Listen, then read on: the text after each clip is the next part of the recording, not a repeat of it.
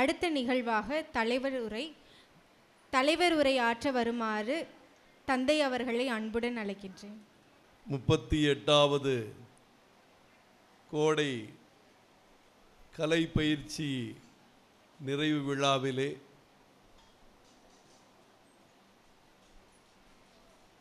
பங்கேற்றுக் கொண்டிருக்கின்ற சின்னஞ்சிறார்களே, பெரியோர்களே, இதை மிக அருமையாக ஏற்பாடு செய்து நம் நெஞ்சத்தை நெகிழ வைத்து கொண்டிருக்கின்ற இந்த சதகை கலை மையத்தினுடைய இயக்குனர் அருட்தந்தை அலெக்ஸ் அவர்களே, ஆசிரிய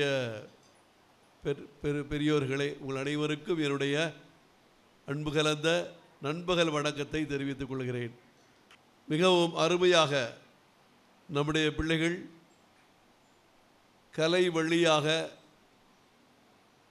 விழுமியங்களை தங்களுடைய வாழ்க்கையிலே விதைப்பதற்காக இங்கே நாற்றுக்களாக உங்களை அழைத்து இந்த 20 நாட்கள் இங்கே தங்க வைத்து நல்ல ஒரு வெளிப்பாட்டை உங்களுக்கு வழங்கியிருக்கிறது சதகை கலை மையம். உண்மையிலே பாராட்டுகள்.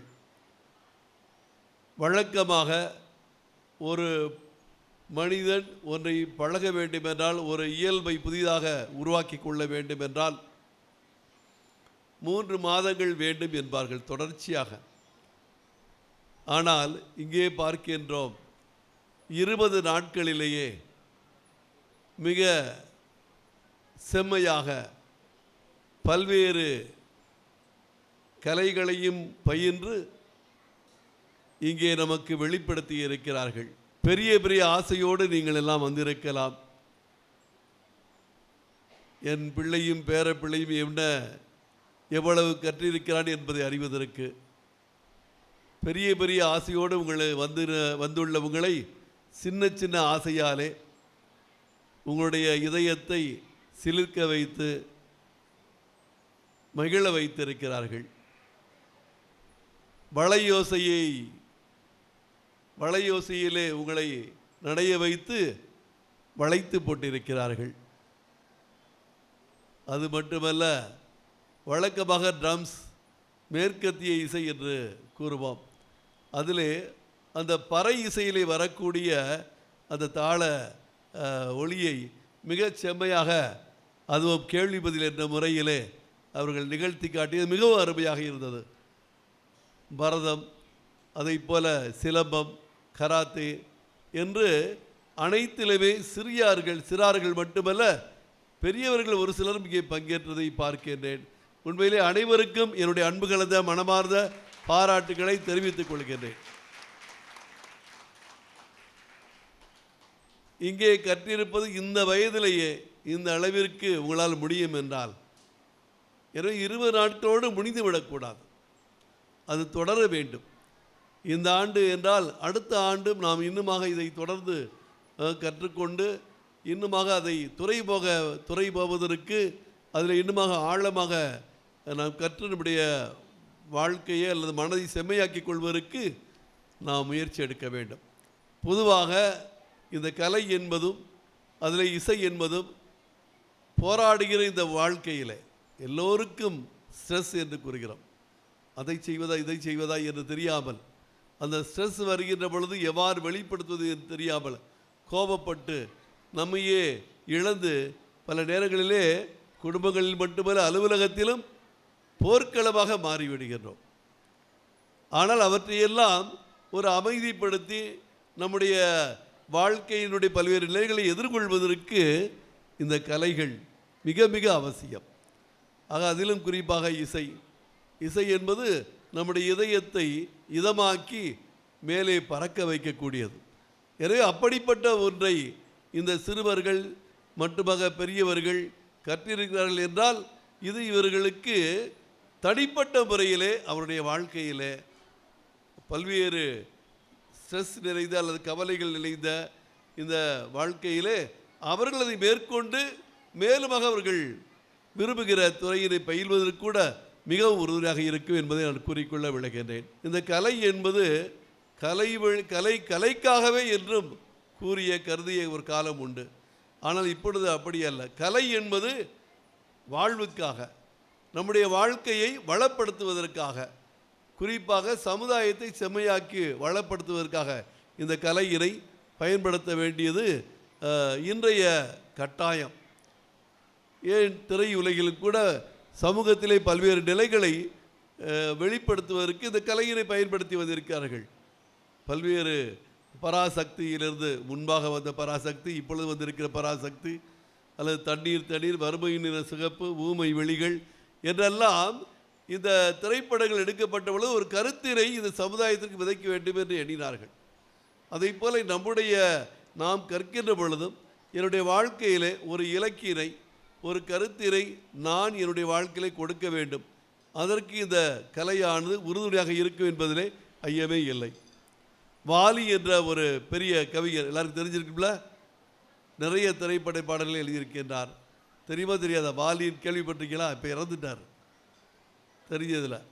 சரி, ஆக அவர் வழக்கமாக நடிப்பதற்காக சென்னைக்கு போனார் அவர். ஆனால் போயிட்டு சான்ஸ் கிடைக்கல.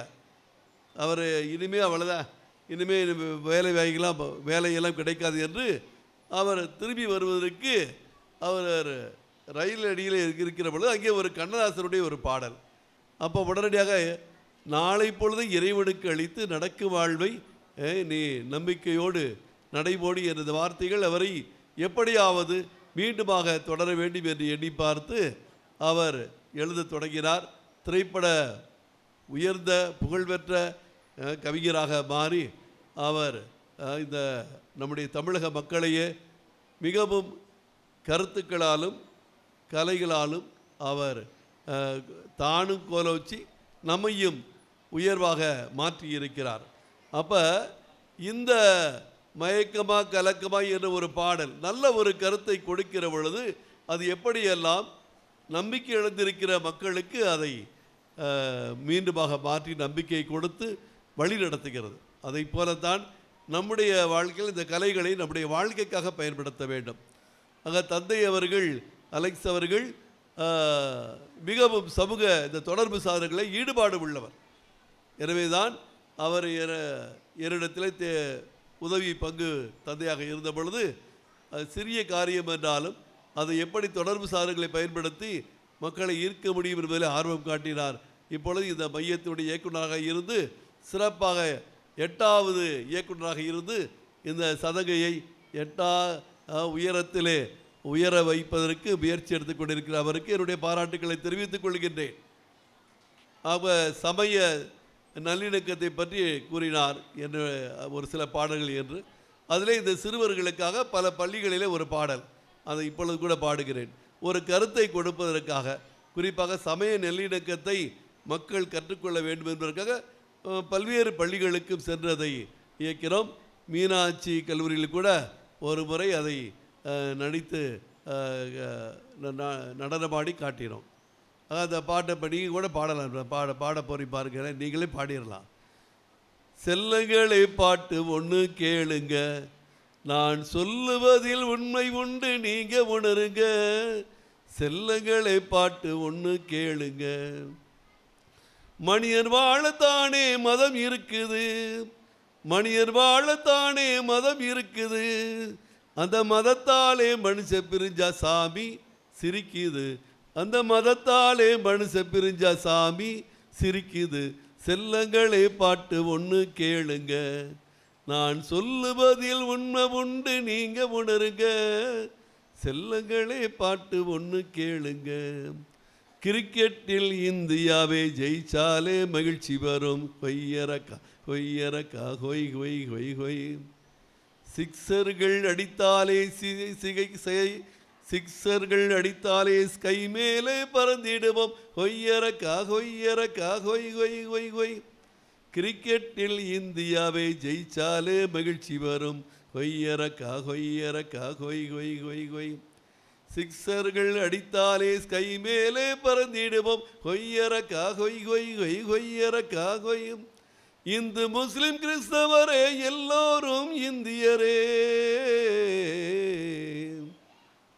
இந்து முஸ்லிம் கிறிஸ்தவரே எல்லோரும் இந்தியரே, வேண்டாமே நமக்குள்ளே பழிவீம்பு சண்டைகளே, வேண்டாமே மதங்களாலே பழிவீம்பு சண்டைகளே, செல்லங்களே பாட்டு ஒன்று கேளுங்க.